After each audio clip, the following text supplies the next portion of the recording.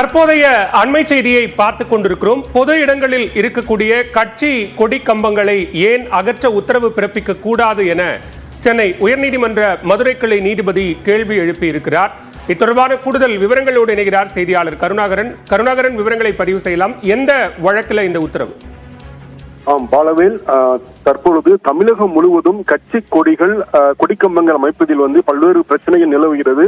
இந்த சூழலில் மதுரை விளாங்குடியைச் சேர்ந்த அதிமுக பிரமுகர் ஜித்தன் என்பவர் 53வது ஆண்டை ஒட்டி தங்கள் பகுதியில் அதிமுக கட்சி கொடியை அமைக்க வேண்டும் என்று மதுரை மாநகராட்சி ஆணையருக்கு ஒரு மனு அளித்தார். அப்பொழுது மாநகராட்சி ஆணையர் அங்கு அனுமதி இல்லை என்று உத்தரவிட்டார். இந்த சூழலில் அவர் ஜித்தன் உயர்நீதிமன்ற மதுரை கிளையில் மனு தாக்கல் செய்தார். இந்த மனு நீதிபதி இளந்திரன் முன்பு விசாரணைக்கு வந்தது.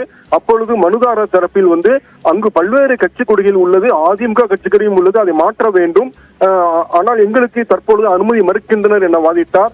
அப்பொழுது அரசு தரப்பில் அந்த இடத்தில் கட்சி கொடிகள் வைப்பதற்கு எந்த அனுமதியும் யாருக்கும் கொடுக்கவில்லை என்று கூறினார். இதைத் தொடர்ந்து நீதிபதிகள் தமிழகத்தில் கட்சி கொடிகளால் பல்வேறு பிரச்சனைகள் எழுகிறது, மேலும் தமிழகத்தில் உள்ள தமிழகத்தின் அனைத்து பகுதிகளிலும் பொது இடங்களில் வைக்கப்பட்டுள்ள கட்சி கொடிகளை ஏன் அகற்ற உத்தரவிடக் கூடாது என கேள்வி எழுப்பிய நீதிபதி, இனிமேல் தமிழகம் முழுவதும் இந்த கட்சி கொடிக்கம்பங்களால் எத்தனை விபத்துக்கள் ஏற்பட்டுள்ளது, எத்தனை பேர் பலியாகி உள்ளனர், எத்தனை வழக்குகள் பதிவு செய்யப்பட்டுள்ளது என்பது குறித்து தமிழக காவல்துறை டிஜிபி பதில்மனு தாக்கல் செய்ய உத்தரவிட்டு வழக்கு விசாரணையை ஜனவரி 8ஆம் தேதி ஒத்திவைத்து உத்தரவிட்டனர். பாலவேல், விவரங்களுக்கு நன்றி கருணாகரன்.